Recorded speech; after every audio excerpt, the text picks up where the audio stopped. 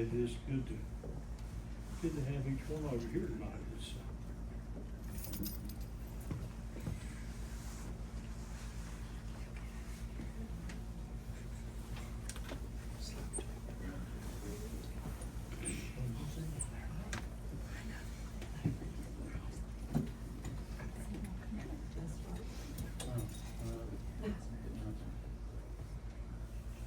as we talked a couple of weeks ago, it seems like forever since we've been here, doesn't it? It really does.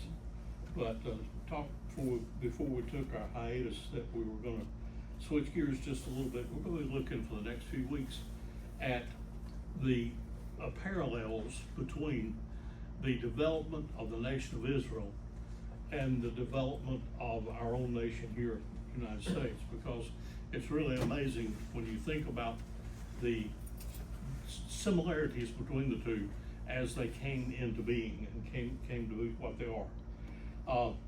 Scripture passage to begin with, not John chapter 8, verses 30 and 32.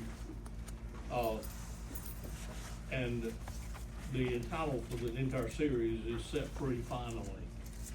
Set Free Finally. John 8, 30 and 32.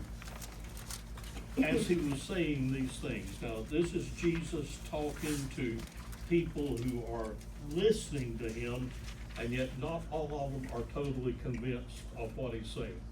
As he was saying these things, many believed what he said. Then Jesus said to the Jews who had come to believe him, "If you continue in my word, then you are truly my disciples. You will know the truth, and the truth will set you free." So what he was teaching was something totally foreign to what they had talked about or what they had been used to. But in Ecclesiastes chapter 1 verse 9, Solomon writes the following: "What has been is what will be, and what has been done is what will be done. There is nothing new under the sun." Now, Solomon was not talking about technology. Now, understand that. He was not talking, he wasn't talking about computer speeds and capabilities and that sort of thing, because, when I was a senior in college at Appalachian, those of us that worked for the department, the physics department there, spent about 3 weeks strapping down some handheld calculators to oak blocks about that big around and cut off at a 30-degree angle so that the freshmen couldn't walk off with it. Because these calculators that were a little bit smaller than that Bible would add, subtract, multiply, and divide, nothing else. They wouldn't do any trigonometric functions, no logarithms, nothing like this, add, subtract, multiply, and divide. But they cost about $4,000 a piece. Texas Instruments. Yeah. So we strapped them down so they couldn't walk off with them. And about 2 years later, after Sharon and I were married, we bought my dad for Christmas a pocket calculator that had memory and would do trigonometry and logarithms, and we paid $8.32 for it. So you see, technology has greatly advanced. For those of us that are old enough to remember the Vietnam War, the news that we got out of Vietnam was at best 3 days old. At best 3 days old, for it to be accurate. Now, what happens in Berlin or what happens in Afghanistan, we can see film of it the very same day, sometimes even live. So we're not talking about that. You can control your lighting, your temperature, even your security system at home from your cell phone. Some of you may even trust your banking to your cell phone. I don't, because I don't know how to operate my cell phone that well. But understand that you can do that. Job interviews, Zoom meetings, all this. Solomon wasn't talking about that. What he was talking about was us. He was talking about us. You see, we still respond to stimulus the same way that our ancestors did 1,000 years ago. We still respond to that stimulus the same way. If it's danger, either flight or fight. If it's something that's worrisome, like a rock in your shoe, then you respond to that in the same way. These things don't change. These things don't change. And sadly enough, when it comes to government or it comes to gang warfare, inhumane acts have not changed either. Inhumane acts have not changed. So if we look at the repetitiveness of history, if we start in, say, 2025 BC, the really first great world empire was the Assyrians. And they had, the reason that they were so powerful is that they developed a way to make metal swords, metal spear points. You know, up to that time, they were dealing with sticks and stones. So that advancement gave them the advantage, and they were in control for about 660 years. At which time, a group of people called the Chaldeans overcame them. Now, the Chaldeans were a very, very civilized, very, very organized empire. And they lasted for almost 750 years, and they didn't fall to an outside force. The Chaldeans were, I can't think of, anyhow, a group called Babylonians came in and just sort of merged with them and took control gradually. And so this Babylonian empire then lasted for not quite as long, about 77 years, when the Persians came in, and then the Greeks came in, and then the Roman Empire came in.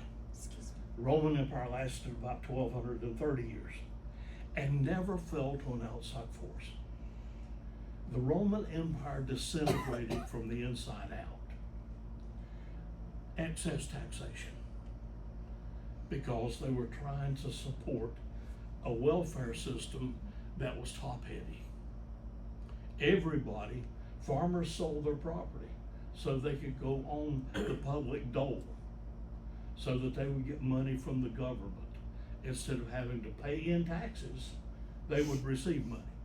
And when you've got more people receiving money that are paying in, then the system can't stand. Aside from that, there was a great deal of treachery in the government. We know that because of how often they changed emperors. You know, it was not uncommon for them to change every few years. The last great empire that we know of was the British Empire. And it really came to a screeching halt decades ago, so that the British Empire no longer circles the globe. The saying used to be that the sun never set on the British Empire. In other words, there was a part of the British Empire all around the globe, so it was always sun shining on some part of it. But the simple truth is that all of these empires did something to either keep humanity under their thumb or to elevate humanity so that they could care for themselves. One of those two things happened. Sometimes they happened at the same time, but in every situation, humanity has been seeking freedom. Humanity has been seeking freedom. Now, we might want to cut off that right now, Clay, because I'm just kidding. I'm about to give a formula that you can use to take over the government if you want to. Everybody turn your phones off? Yeah. I don't want to find you. The first thing you've got to do is convince the lower income classes that the government is corrupt. I'm convinced. Are you? Yep. Do you have any doubt about our government being corrupt? Do you have any hopes that come January the 20th it won't be corrupt? No, me neither. I'm sorry. I wouldn't like him to be my next door neighbor. I think he was the best choice we had, but I'm sorry. It's gonna be tough. Second thing you have to do, convince these same people that the wealthy people are the bad guys. Are you convinced yet? Yeah. Think about it. Think about it. How much wealth is concentrated in so few hands, and how many people work for them that are having trouble supporting themselves? Then what you've got to do is promise that you're going to Robin Hood, take from the rich, give to the poor. And the fourth thing that's necessary is to convince the kids that you're right. Now you say, well, how would that work? Well, here's how it worked. The Bolshevik Revolution in Russia did those 4 steps, and the czars fell. Hitler used the same 4 steps in Germany to set up the Nazi Party. Mussolini did it in Italy. Castro did it in Cuba. Hamas did it on the Gaza Strip. Hezbollah did it in Lebanon. It will work every time. It is guaranteed. So if any of you have world domination, there you go. But I found this to be really interesting. David Goodman was editor of the New York Times in 1888. He wrote a book called Glimpses of the Future. And in that book, he listed predictions regarding the United States.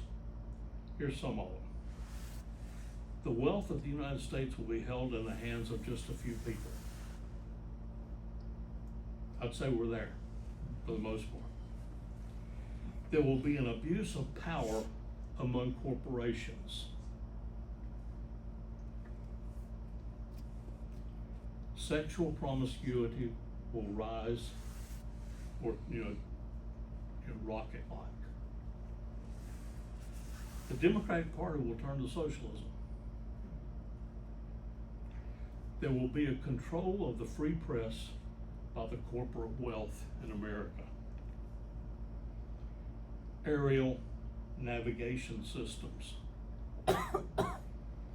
Motion pictures will sound. Remember, this was 1888 when he was writing this. Coastal cities will be captured by foreign powers. Polygamy will be legalized and accepted, and there will be a general redistribution of wealth. Now, those last 3 have not come to be yet. But the first 7, he's pretty well hit it on the head. He's pretty well hit it on the head. And in all of that, it brings us to where we're at. Where we're at. Since the Supreme Court of the United States deemed that Roe versus Wade is not legal and that it should be among state powers to determine their own laws regarding abortion.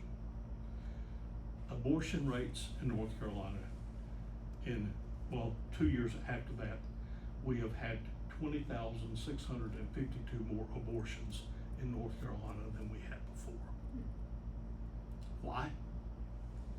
Because we still don't have a law that stops abortion. We have it limited. We have it limited, but it doesn't stop it. All over the United States, the rate has increased from 9.8% to 11.1%. So that didn't work. We live in a nation where idolatry is killing the church. It's idolatry. Any church that spends more on itself than it does on missions needs to look again. And I don't know of any church that doesn't do that. I don't. My goal, my ideal has always been at 50% support the local church, 50% be spent on missions. I've never been able to achieve that goal. Because anytime you've got a building, you've got upkeep. Anytime you do. So, those kind of things are not, they're not realities, but it's just a dream of mine. But we also live in a nation where people are worshiping things rather than worshiping God.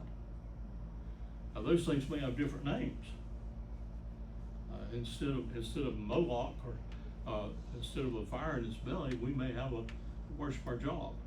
We may worship our recreation, or we may worship something else. But the idolatry worship, the idols may have changed, but the worship's not changed. And so all these things are coming about. And the question for us today is, what can we do to change directions? What can we do to make things change? Well, the first thing that we have to do is we have to recognize that just because somebody else is not in the same group of believers that we're in does not mean that we're enemies. We've got to understand that everyone who worships Jesus Christ as the only begotten Son of God, the resurrected Lord, and is the only means of salvation, is a brother or a sister, and that we're working together for the same purpose. Honestly, people like me are the reason that there's competition, and it takes a lot to change that. When I was a young pastor starting out, we were in Surrey Baptist Association, had one of the greatest mission directors I've ever known there, Warren Bradley. And we would meet every week. We had a pastor's meeting every Monday morning. And I'd go and sit in those meetings, and I'd hear guys tell about it sound like Pentecost happened at their church. You know, like they'd had 25 people saved and had baptism where they baptized 400. I don't know. But that's what they made it sound like, and I thought, why in the world? What am I doing wrong? What am I doing wrong? And come to find out that they weren't doing any better than we were as far as baptisms, or as far as people coming to join the church, as far as budget or anything else. They were just telling things that, you know, they would like to see. But nonetheless, it created a sense of competition. And we've got to get beyond that. We've got to understand that we need to link arms and link hearts to move forward for the kingdom of God, not just for our own local church. And to do that, we need to act like Christians. Act like Christians. Well, how do you act like a Christian in this world today? Here's how. Here's how. Mark these down. Put them in your notes. We've got to support Christian businesses. That means that before you buy what you're looking for, you check to see if there's a Christian business that sells it. That means that if the Christian business is charging $1 more for it, you pay the extra $1. Uh-oh. Gotten in your pocketbook, haven't I? Yeah. Who are they? Just a few. Wendy's. Chick-fil-A. Hobby Lobby. If your feet don't hurt every time you go into Hobby Lobby, you're not spending your time in there. I'm just telling you. They need to have more buggies that you could ride in Hobby Lobby. Sweet Frog, my favorite store. The frog means fully rely on God, by the way. George Foreman's Cooking Ware. Not very smart about naming his children. You know, anybody names all of his sons George, that helps his memory, but you get confused when you holler for him. Tom's of Maine. This is a toiletries company you could order online. Timberland Footwear. Interstate Batteries. Alaska Airlines. eHarmony, for those of you that are looking for a partner. Carl's Jr. Fast Foods, headquartered in Tennessee. And there are 3 grocery chains in our area that are not Christian linked, but are owned by Christian people, or at least started by Christian people. Ingles, Publix, Food Line. Now, there are a couple others that claim they still adhere to Christian principles. I could not find enough to support or disprove it. Walmart still claims they operate on Christian principles, and so does Tyson Foods. Second thing we need to do, we need to vote like a Christian. Stop voting for politicians. Our founders never pictured a person going to Washington, D.C. and spending 30 or 40 or 50 or 60 years in office. They never dreamed of that. They never dreamed that they would be paid $186,000 a year. They thought it should be voluntary. We need term limits, folks. They're not going to vote themselves out. The only way we're going to do that is with the Congressional Congress. And until we can get enough states to ratify that, we're not going to have one. But we need term limits. If the president can't serve but 10 years total, then we should not have congressmen and senators in for much longer than that. So stop voting for professional politicians. Examine who the man is or woman is and what they believe in. Examine what they believe in and vote their beliefs, or vote your beliefs. Vote your beliefs. We've got two fine Christian people as a state senator from this district and as a state representative from this district. Eddie Settles and Blair Edens are both fine Christian gentlemen, fine Christian families. I love to hear Eddie tell about the first time he went to pick up his wife for a date. Her dad was a Pentecostal preacher in Wilkes County. Said he walked in and said, "Hello, sir." Never spoke to him.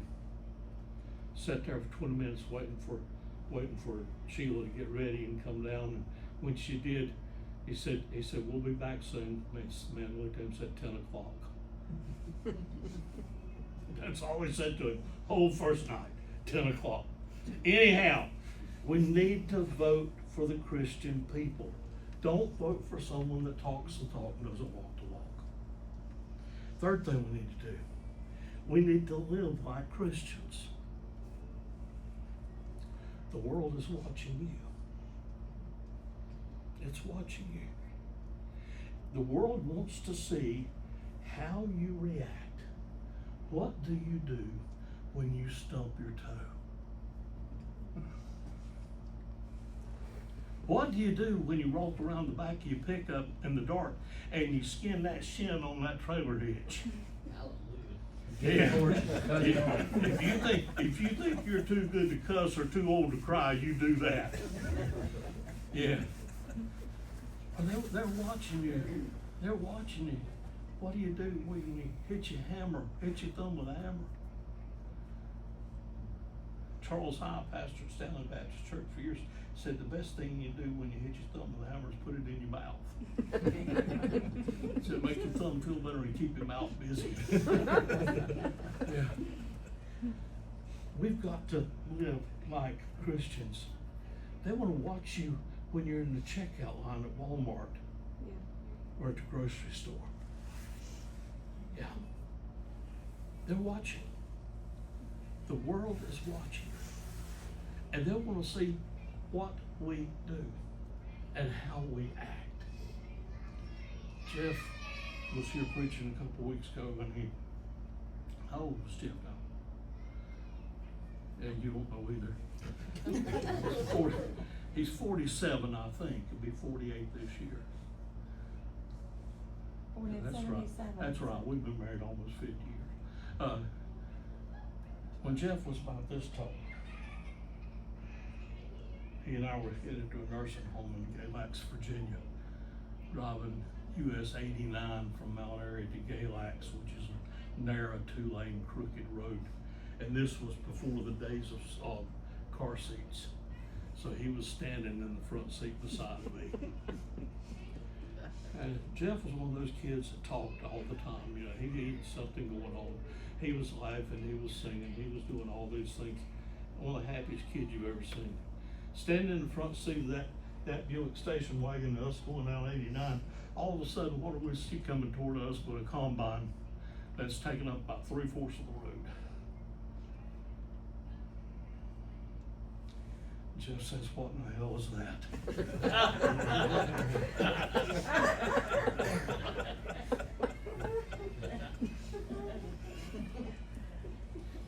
I said, Jeff, where'd you hear that? Almighty Lord. He sat down that seat, he hung his head. I said, son, tell me where you heard that. He said, from you, Daddy.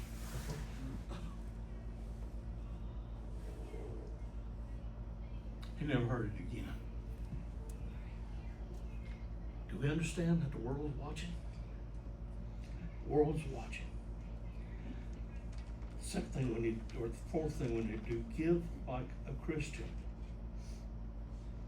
Give like a Christian. You know, I've told you my definition of church. It's a bunch of whosoever's doing whatsoever to accomplish inasmuch.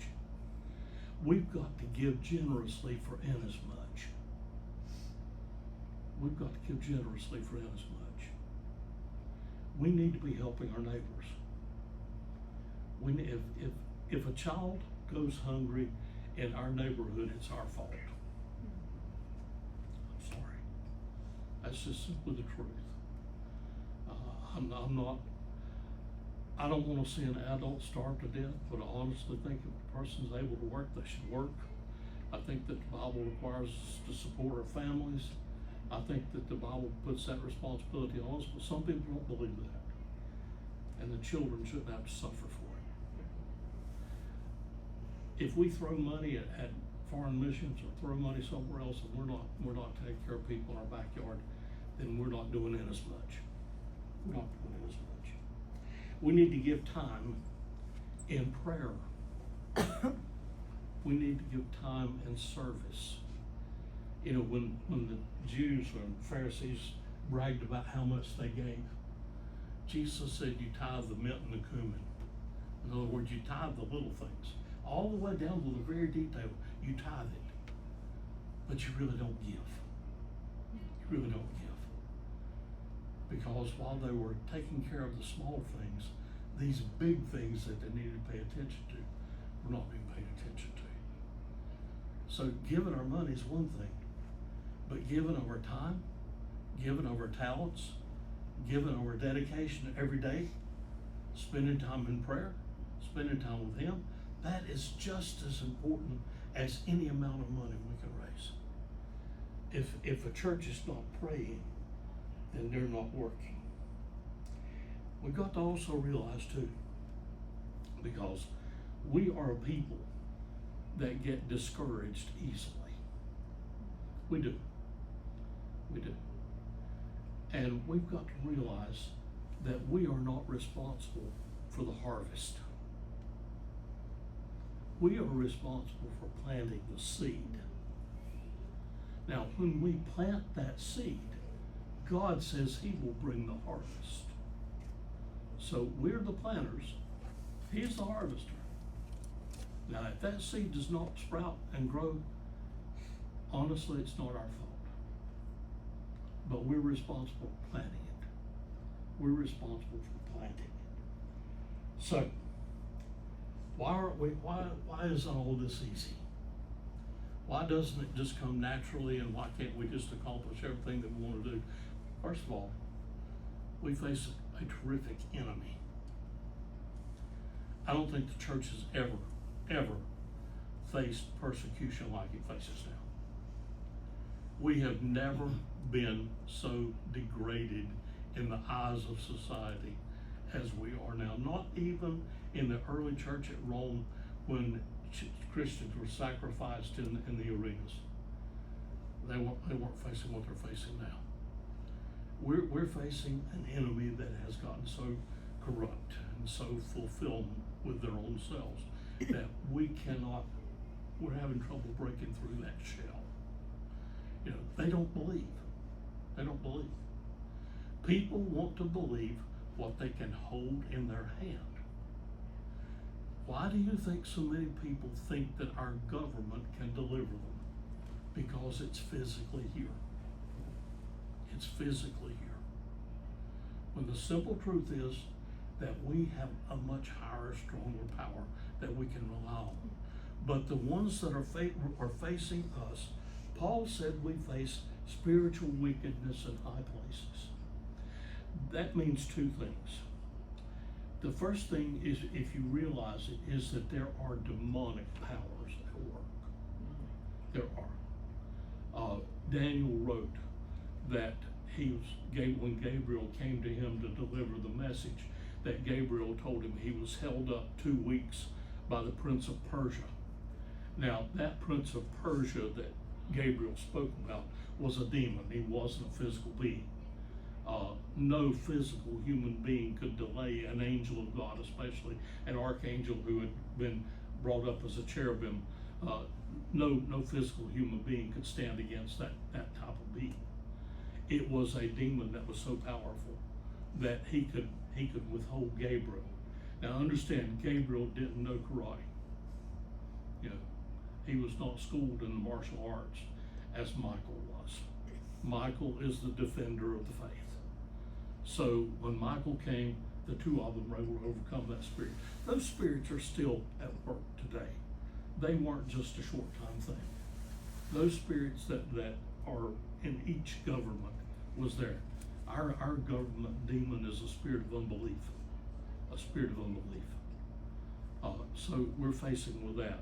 But it also means that there are spiritual wickedness in powerful places on this earth. So that when we see a leader in a nation or our nation that is not what they should be, that is a spiritual wickedness in high places. We're facing both realms today, the spiritual and the physical. And so the enemy is very, very powerful. Second thing that we need to understand is that not only is the enemy powerful, but the enemy has sponsors that are at work to undermine our work. The clearest example I know of is this. In the last 4 years, there are 10 senators and members of the House of Representatives. The top 10, as far as the money that they have received from lobbyists. Number 10 on that list received $264 million. The lowest one, $264 million. What in the world does a person who earns $186,000 a year need $264 million for? I don't know. I've never been offered a bribe in my life, so I don't know. 9 out of 10 of those are Democrats. The only Republican in the top 10 was Steve Scalise. I'm not telling you that all Democrats are bad. I'm just telling you that that's what the facts say right there on those top 10. A fellow by the name of Igor Panarin, who is the dean of the Russian School for Foreign Ministry, has predicted that by 2036 the United States will be done. That it will be divided into 6 republics. And there will be no more United States of America. The 6 republics are the California Republic, which runs from the west coast east to Arizona and north to Montana. Doesn't take in Montana. Then the Atlantic American is Maine to Tennessee, and then southeast to South Carolina. Central north is Montana to Idaho, then south to Missouri and west to Colorado. Texas goes from New Mexico all the way across to Florida, and then Hawaii and Alaska are their own. This is entirely possible. This is not something that's out of the ordinary. This is entirely possible. The only thing that would keep it from it is that folks in Texas and folks in Montana and folks in North and South Carolina think more alike than we think with the people in New York and New Hampshire and Vermont. So we might break up along ideological lines. But think about the American dream. The American dream. Family, home, good job, financial success and security. That's just about gone. Think about how many young families are not being able to afford a home Think about your car. When you bought your car, did you pay sales tax on it? Yeah, you did. Every year you pay property tax on it, don't you? Every year you pay a road tax to use it on the roads of North Carolina. And every time you fill up, you pay a gasoline tax. Do we really own anything? Nope. No. No. You own your name. Well, I don't, That's it. Sir, I say you own your name. you're on your That's name. it. And that's all you can leave to your kids is a good Yep. name. I mean, you don't pay your taxes. Don't pay your property taxes. See how long Okay. it takes you to realize that you're just renting your house. You know, I'm sorry. We're to that point. We're to that point as a nation. You say, well, what's this all got to do with Israel? Nothing. Except we're gonna start next week showing you where we're parallels. You just had to know where we were to start with. We're already to that point. We're already to the point of the public goal that is top heavy.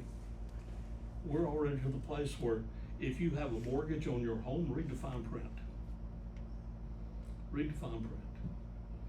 If yours is like most mortgages, there will be a clause in there that says that the bank can take your clothing, your jewelry, and any other personal possessions that you might have if you foreclose on a mortgage or you abandon it.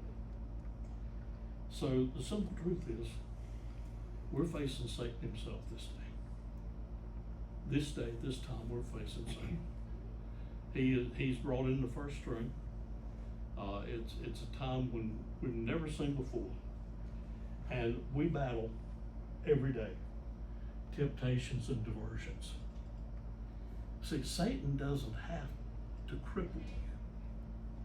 If he can just divert your attention, then he's won a battle.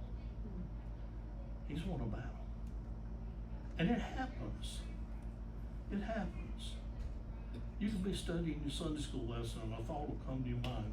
What about this? Or you be praying and something come to your mind. What about this? And that's Satan. That's Satan at work. That's him at his best. Him at his best. You see, to be a Christian today, it takes tremendous focus and concentration. It does. Think about Peter. Think about Peter. He and the other 11 were in that boat on the Sea of Galilee, and it was rocking and rolling like nobody's business, and they were scared. They had left Jesus on the shore. They didn't expect him to come walking across the water.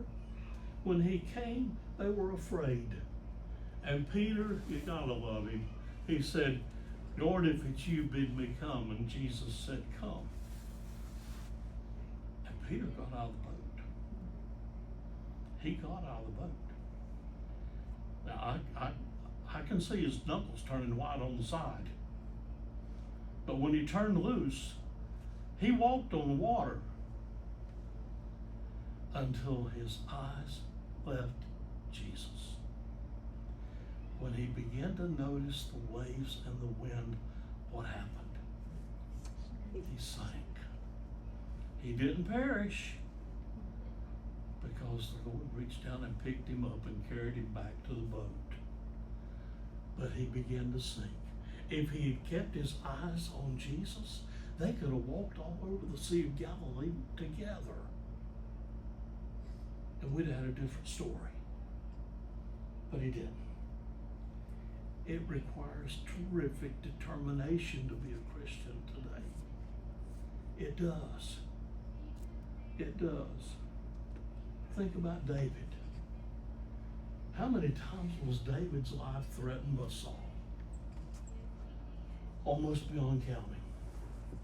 Almost beyond counting. After he was king, he faced difficulty after difficulty after difficulty, and still, even though he failed on numerous occasions, he remained faithful.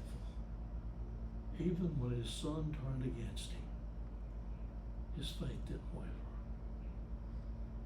Determination.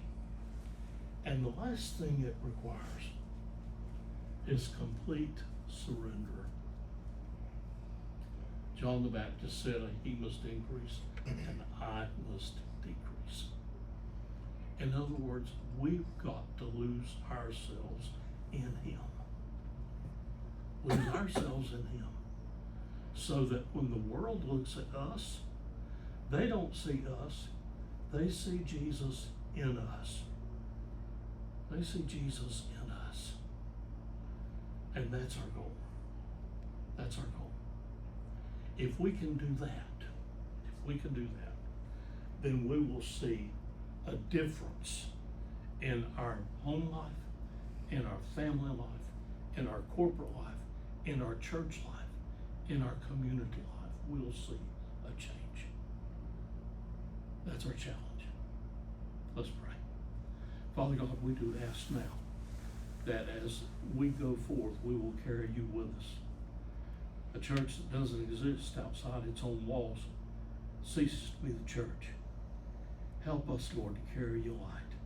Help us, Lord, to unfurl your banner. Help us, Lord, to march bravely where those others have failed. Help us, Lord, to reach where there's help, where there's need. Help us, Lord, to help where there's want. Help us, Lord, to do that in us much that you commanded. These things in thy name. Amen. Dwight, you were talking about being a Christian and showing you're a Christian.